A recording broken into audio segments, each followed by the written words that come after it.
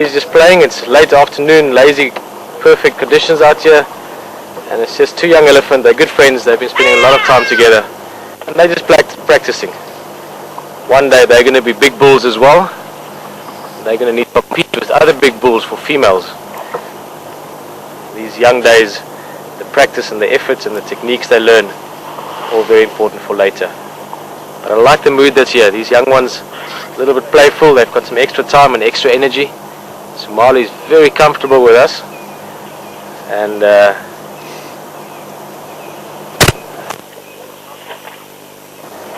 I'm sure you are as well.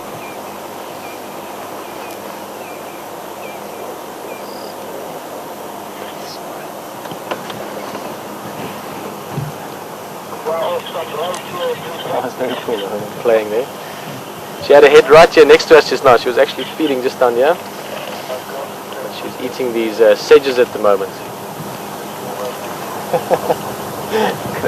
Sorry, James. Can't decide where to look, but this one is busy sparring with himself. If there's no one to practice with, you just practice by yourself. That's his theory, and he's going to stick by it. Oh, let's move a little bit. He's messing around with that younger bull again.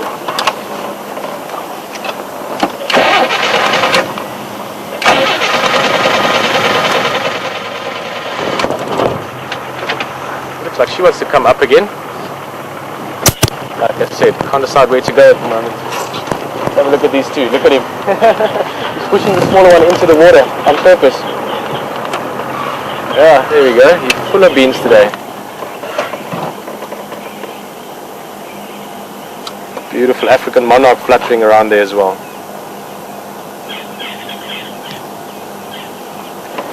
He might come play with us as well if his confidence level gets high enough.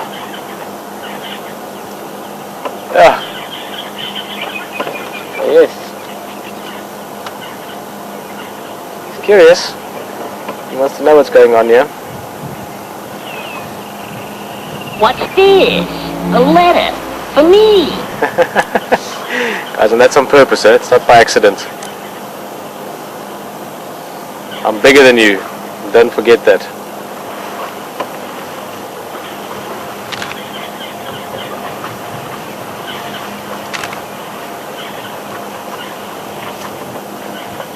Oh, beautiful.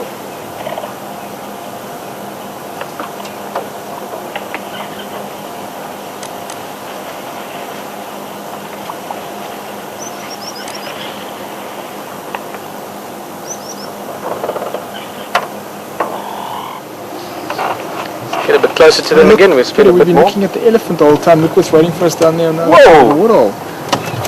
Jan, have a look at that. And they've been here for a while. Trust me, looking at the way they're moving, they've been down here probably 5 or 10 minutes. Shows you, stunning, 2 white rhinos. Just let the game drivers know, I'm sure they're quite keen. All stations, also 2 in Kombi, nice relaxed at Gari Waterhole. Look how he's scratching himself on that log. Yeah, that feels good. Look at him. Gymnastic rhino. That is classic. It's amazing to watch things unfold around you. Don't you also find that something, Peter, if you sit still for a while and just, sit in one place and you sit and wait, the most amazing things come to you. Exactly. Very much so.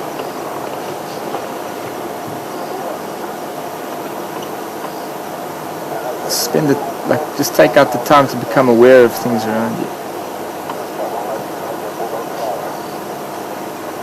Oh yeah, sure. Are you going from Kombi or what? Security you guys to Prusa. Alright, so are you going to quarantine now? That's a dry, This is amazing. Again, sort of just those sort of personal moments when animals do things they would do even if we weren't here. Perfect log for a scratch. Maybe come down for a drink now. Maybe even a mud wallow, who knows. Yeah, station, just to update, looks like those in Kombi will come Puzamati. There's also still those in Law from earlier, just to the sort of southeast of the dam.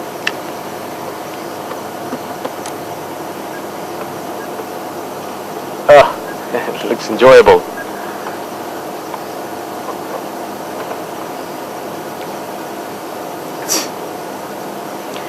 Imagine how good that feels. A friend of mine used to say he wants to draw this cartoon. I can't remember if he wanted to draw it or make the story of it, but imagine an animal with this great itch on its backside.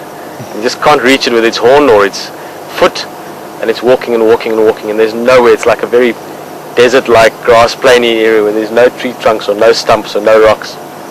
Imagine like hours later you finally get to this log that's just perfectly angled to get to that little spot just under the leg that you couldn't reach the whole day, and you finally get to scratch it. Must feel good, eh? That must feel good. Guys, when last did we see rhinos drinking?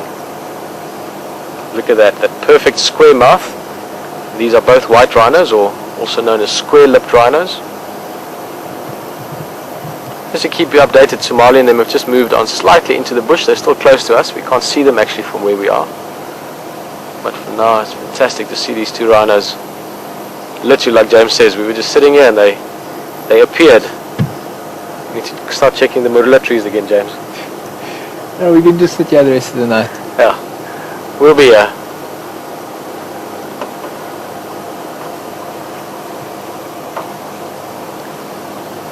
It's late afternoon out here in South Africa. We're still live here at Juma Game Reserve, and as you can see from the light, that last little bit of reflection on the water, the sun is actually set already. We've got a very small 3-day-old waxing crescent moon above us. Quite soon we'll start seeing the first stars. Hear more crickets. Franklins are starting to finish their calls for the evening. And you're sitting with Wild Earth. This is all live. You're watching those rhinos at the same time as I am, as James, as Jan, and everyone else with us on drive. You see that beautiful patch of pink coming through the man? Just there on the water. The lodge. That's just that soft reflection there. No, it's from the sky in the background. Looks amazing. Oh, picking up some. Very, very low light. Always going to have a little wallow. Giving us the grand view. Guys, it really is getting quite dark out here. Yeah. James is doing his utmost best to push this camera to where he can. There's the first painted reed frog for the evening as well. Tweet! That little frog sound.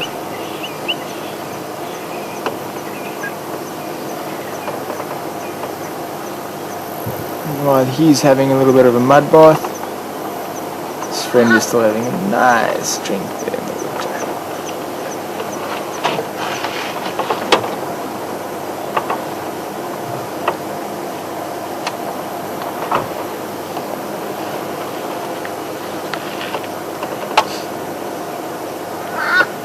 Helping a bit, just a little bit. And bounce it off the water.